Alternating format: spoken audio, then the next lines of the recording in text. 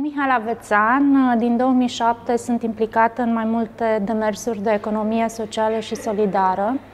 Sunt președinte al Asociației CRIES, Centrul de Resurse pentru Inițiative Etice și Solidare, al Asociației ASAT pentru susținerea agriculturii țărănești. Sunt membru fondator al Cafenelei Reciproc și al magazinului social de combatere a risipei alimentare Intersect.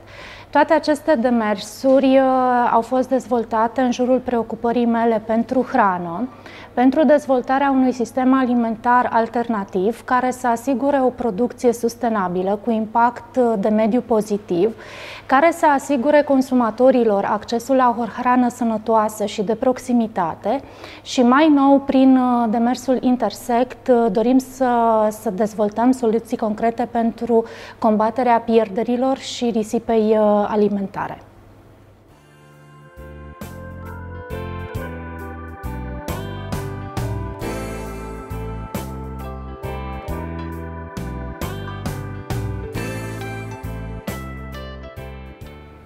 Din prisma preocupărilor mele din ultimii 15 ani, aș spune că în plan relațional trebuie să construim și să reconstruim încrederea și solidaritatea, iar în plan practic, cred că avem o responsabilitate, cetățeni, autorități publice și alți actori, de a construi un sistem alimentar rezilient. Marile orașe trebuie să-și dezvolte, și din România, pentru că în străinătate se întâmplă deja acest lucru, o politică coerentă de a susține o agricultură cu impact scăzut asupra mediului. Se pune problema care este rolul autorităților locale de a asigura consumatorilor, cetățenilor acces la hrană de proximitate, și am văzut că pandemia a pus în lumină probleme cu care ne confruntăm în acest sens. Iar, pe de altă parte, trebuie să construim astfel încât agricultura ecologică cu impact scăzut asupra mediului să devină o alternativă și să devină o dominantă a societății în care trăim. Hrana sănătoasă trebuie să fie o hrană care să fie accesibilă tuturor persoanelor și accentuez acest lucru pentru că în România aproape 40% din copii se confruntă cu probleme de sărăcie gravă. Sunt copii care merg seara la culcare flămânzi. În acest context se pune problema de a asigura accesul la hrană de proximitate, la hrană sănătoasă, dar nu doar pentru persoanele care au resurse financiare.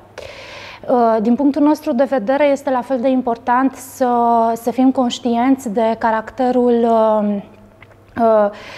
de hrana ca și patrimoniu cultural imaterial, și aici aș aminti demersul în care suntem implicați ca parteneri ai Asociației Capitale Europeană a Culturii La Paz, prin care dorim să construim o cunoaștere în rândul tinerilor, în special pentru că lucrăm cu copii în școli, o cunoaștere a acestor sisteme alternative din jurul Timișoarei și a modului în care ei se raportează la hrană. Avem copii care nu mai știu de unde vine hrana, consideră că e adusă din rafturile supermarketului și atunci trebuie să remediem acest lucru. O facem prin vizite la ferme ecologice din județ și prin susținerea acelor mici antreprenori locali care doresc să dezvolte o agricultură alternativă. Trebuie spus că județul Timiș este județul cu cea mai mare pondere agrară, dar în care modelul de agricultură predominant este cel intensiv și lucrul acesta trebuie schimbat.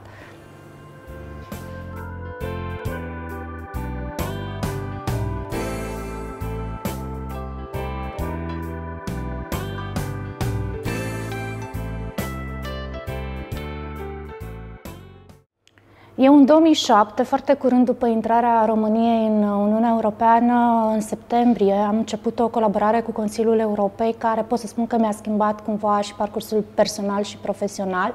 A fost momentul în care am intrat în contact cu tot ceea ce înseamnă aceste modele de economie socială și solidară.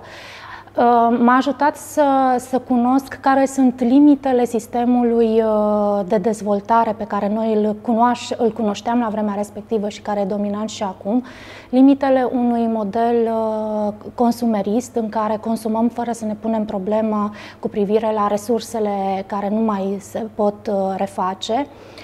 Deci, contactul cu organizații, rețele europene, cu instituții europene, pentru mine a fost foarte important pentru a învăța în primul rând despre limitele modelului consumerist, dar și despre alternative care pot fi dezvoltate în România pentru a propune modele alternative de dezvoltare sustenabilă, atât economic cât și social.